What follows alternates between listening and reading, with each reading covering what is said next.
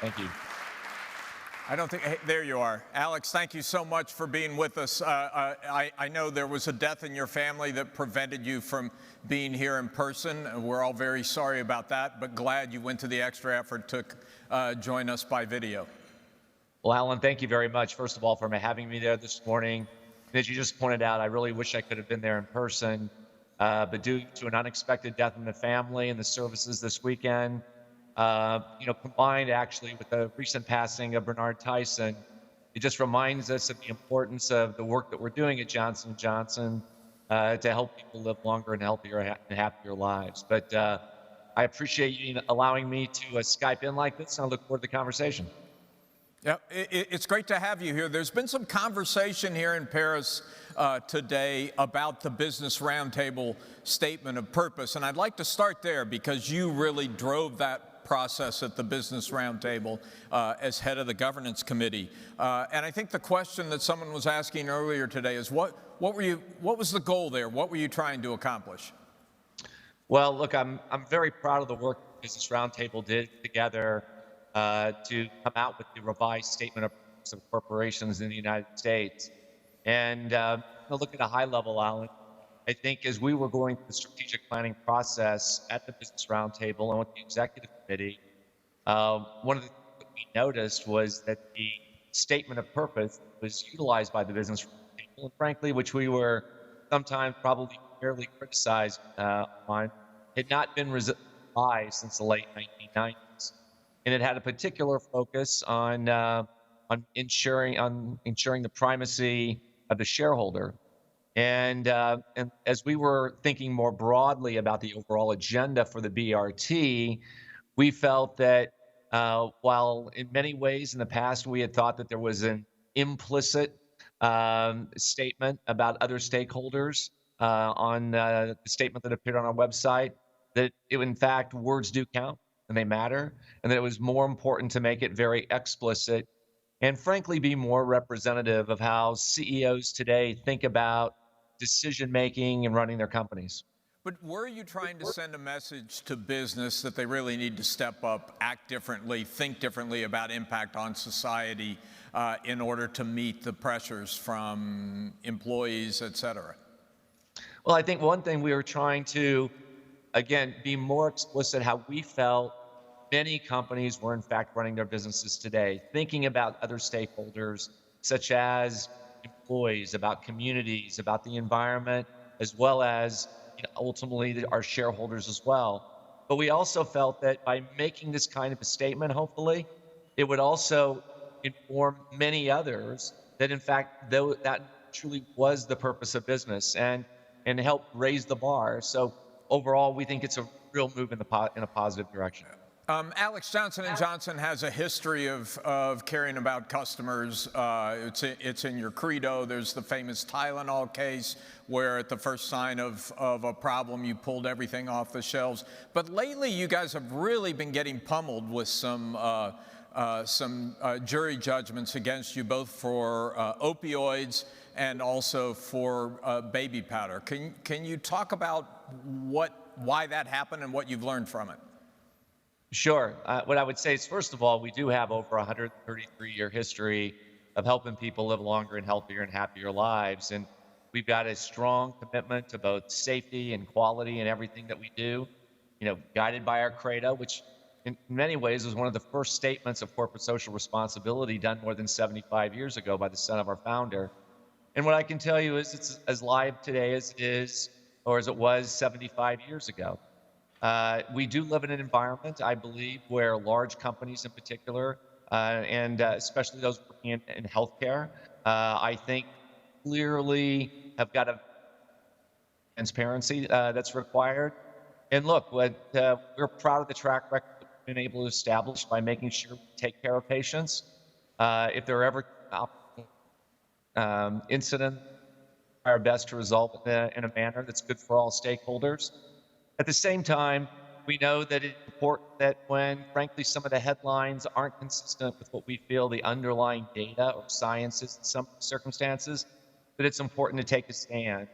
But Alan, the other thing that we ensure that we do is on ultimately helping more patients. Like even last week, while simultaneously dealing with some of the issues that you mentioned, we were launching an Ebola vaccine in the DRC, as well as a clinical trial for an HIV vaccine in Africa as well.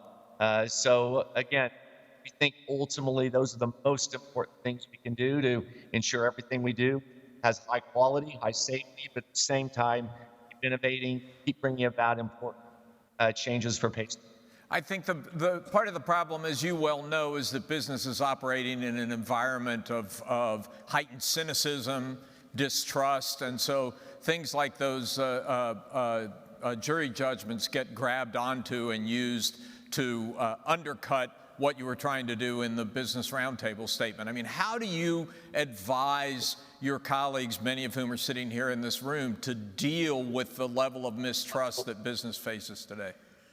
Well, you're right. And I think that's why it's so incumbent upon us as business leaders to first ensure that we are absolutely transparent to as great of extent possible as we can be.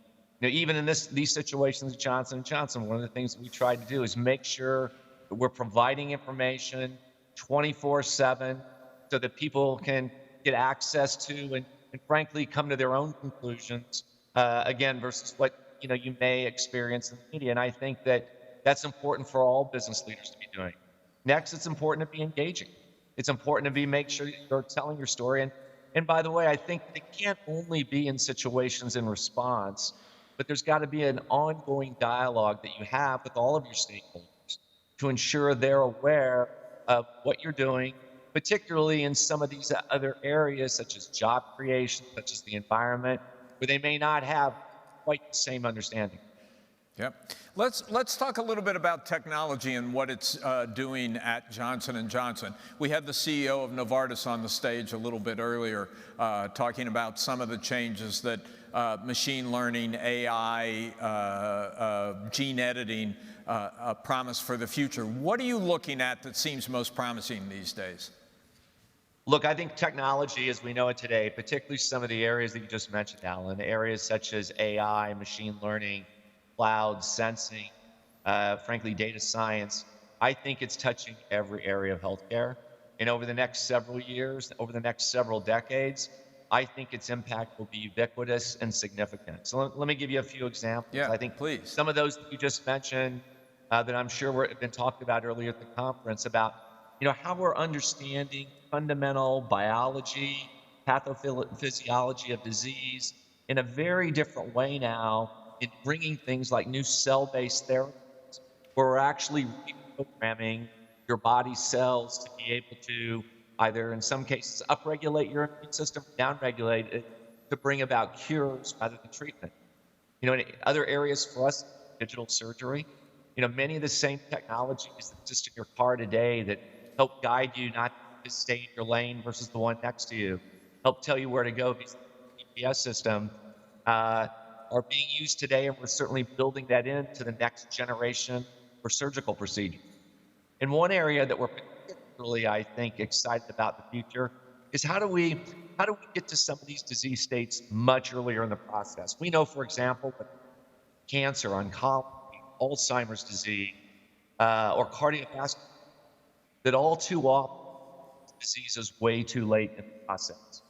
And we know that we can detect them earlier. Sometimes it's even a clinical manifestation of a symptom that our probability of success is much higher in being able to make a significant difference for that patient. So, and I think, again, whether it's amassing the data to bring out these kind of predictive analytics, whether it's robotics or digital, or actually giving us capabilities to implement something, those are just examples of, I think, the fundamental change afoot right now in healthcare that we're only going to see accelerate over the next decade.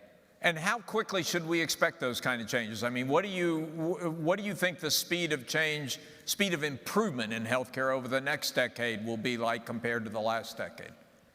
Well, I think some are coming actually as we speak today. For example, cell-based therapies. We're working on our own CAR T, as I know other companies are, and we'll see that going. There are others though where we are going to see more of an incremental approach, and I think it's important, particularly in healthcare, to make sure that we're learning, and that we're building those improvements into these systems on an ongoing basis. But again, I think the overall shape of that over the next decade is only going to accelerate more. Yeah, we've got a lot of people interested in healthcare here in the audience. Let me just ask if there's anybody who has a question for Mr. Gorsky or a comment. I can't see that well, but any other questions? Alex, I thank you for taking the time here. I wonder if there's one last bit of wisdom you'd like to share with your fellow CEOs here in Paris.